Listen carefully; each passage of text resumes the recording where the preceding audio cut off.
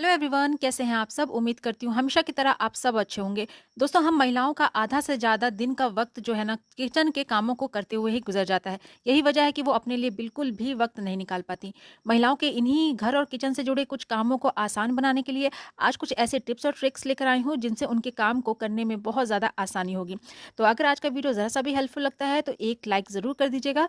Channel पर पहली बार आए हैं तो प्लीज़ इसको सब्सक्राइब करिएगा और ज़्यादा से ज़्यादा शेयर करिएगा अपने फैमिली और फ्रेंड्स में, ताकि वो भी इन सारी ट्रिक्स को यूज़ कर पाएँ। तो चलिए स्टार्ट करते हैं आज का ये यूज़फुल वीडियो। आज की मेरी पहली टिप है, बड़ों के शूज़ हो या फिर बच्चों के शूज़ के अंदर इस तरीके से एक पैरों के नीचे सोल सा दिया रहता है जो कि काफ़ी ज़्यादा सॉफ्ट लगता है।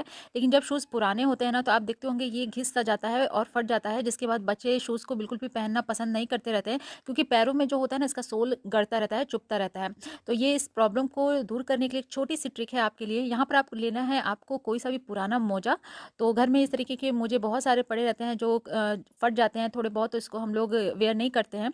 तो उन्हें मोजों को आप यहाँ पर यूज़ कर सकते हैं। इस तरीके से इस पट्टी में इस तरीके से लगा दीजिए, उसके बाद आप शूज़ में इसको अंदर डाल दीजिए। तो इससे क्या होता है कि अगर पैरों में ज़्यादा स्वेटिंग आती है तो वो भी ये जो मोजे होते हैं ना, ये उसको एब्ज़ॉर्ब कर लेते हैं। और इसके बाद अगर ये गंदा होता है तो आप इसको निकाल के वॉश करके भी फिर से पहना सकते हैं। और इस तरीके से डालने से है ना, बच्चे बिना मोजे के भी इस शूज़ को वेयर कर सकते हैं। तो इस तरीके से जब भी शूज़ में ये वाली पट्टी अगर फट जाती है तो आप पुराने मोजे को यूज़ करके इसको न्यू जैसा बना सकते हैं। उम्मीद करती हूँ ये वाला टिप आपको ज़रूर पसंद आया होगा। एक बार ज़रूर ट्राई करके देखिएगा।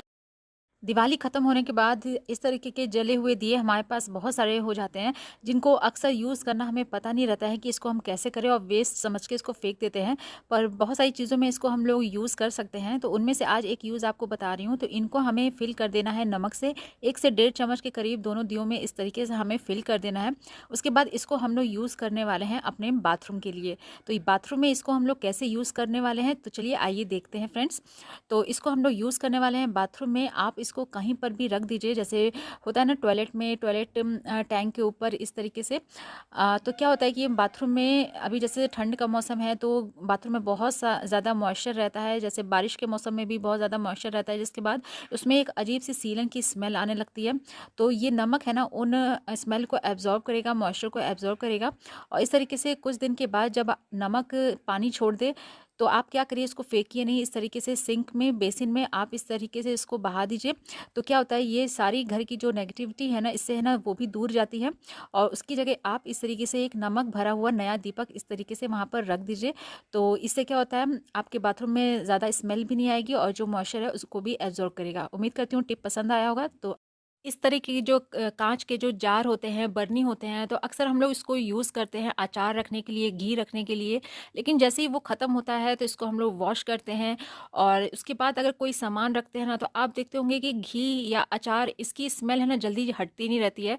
कुछ और अगर हम कोई ग्रॉसरी उसमें रखते हैं तो हल्की हल्की उसकी स्मेल इसमें आ जाती है। तो अगर आप इस तरीके के कांच के बरनी में से जो पुराना हम सामान रखे रहते हैं, जैसे घी हो गया, अचार हो गया, उसकी स्मेल अगर आप हटाना चाहते हैं ना, तो इस ट्रिक को एक बार यूज़ करके देखिएगा।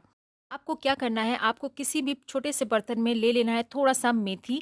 उसके बाद उसमें 2-3 तेज पत्ता इस तरीके से तोड़कर और हल्का सा घी उस पे रख दीजिए। उसके बाद माचिस जलाकर उसमें इस तरीके से आग लगा दीजिए। उसके बाद वो अच्छे से जब वो जल जाए, उसमें पूरा जब अच्छे से धुआँ निकलने लगे, तब आप बरनी को इसमें उल्टा करके इस तरीके से रख देना है। तो इसका जो धुआँ निकलेगा ना, वो बरनी के अंदर अच्छे से फिल हो जाएगा। उसके बाद थोड़ी देर के बाद आप देखिएगा इसको हटाकर, और उसमें से बिल्कुल भी स्मेल जो घी और अचार की आती है ना, वो बिल्कुल अच्छे से रिमूव हो जाएगी। तो इसी तरीके से आप प्लास्टिक के जो कंटेनर्स होते हैं उनको भी इसी तरीके से उसके अंदर की जो स्मेल है ना, उसको रिमूव कर सकते हैं। तो एक बार ज़रूर ट्राई करके देखिएगा। उम्मीद करती हूँ ये वाला हैक आपको ज़रूर पसंद आया होगा। तो चलिए फटाफट से देखते हैं आज की अगली ट्रिक को। दोस्तों, कई बार ऐसा होता है कि हम चावल बनाते हैं और वो ख़त्म नहीं होता है, थोड़ा बहुत इस तरीके से बच जाता है, जिसको हम लोग फिर जैसे रात में रीयूज़ करते हैं। तो ठंडा इस तरीके से चावल कोई भी खाना नहीं पसंद करता है। अगर उसको हमें गरम करना होता है तो हम तवा पे करते हैं, लेकिन तवा पे गरम करने से क्या होता है, वो पकने लगती है, जलने लगती है या फिर अगर हम उसमें पानी रख के गर्म करते हैं तो उसका स्वाद जो है वो बिगड़ जाता है। तो यहाँ पे बहुत ही अच्छा एक तरीका आपको बताने वाली हूँ जिससे आपके जो बचे हुए चावल है ना एकदम फ्रेश की तरह अच्छे से गर्म हो जाएँगे, लगेगा कि बस आपने अभी इसको बनाया है। तो उसके लिए यहाँ पर आप ले लीजिए एक कोई-सा भी टिफ़िन और टिफ़िन में हमें जो बचे हुए चावल है ना वो रख देना है। उसके बाद अच्छे से उसका ढक्कन लगा दीजिए और एक तरफ हमें करना है किसी भी बर्तन में पानी गरम। जब पानी अच्छे से गरम हो जाए तो उसमें आप ये वाला टिफ़िन है ना उसमें रख दीजिए। तो 2 से 3 मिनट आप इस तरीके से उसमें थोड़ा-सा अच्छे से गरम होने दीजिए। उसके बाद आप निकाल कर देखिएगा तो आपके जो चावल है ना एकदम अच्छे से गरम हो जाएँगे। आप इसमें स्टीम देख सकते हैं कितनी अच्छे से ये भाप निकल रही है लस ऐसा लगेगा कि बस आपने इसको अभी जस्ट कुक किया है।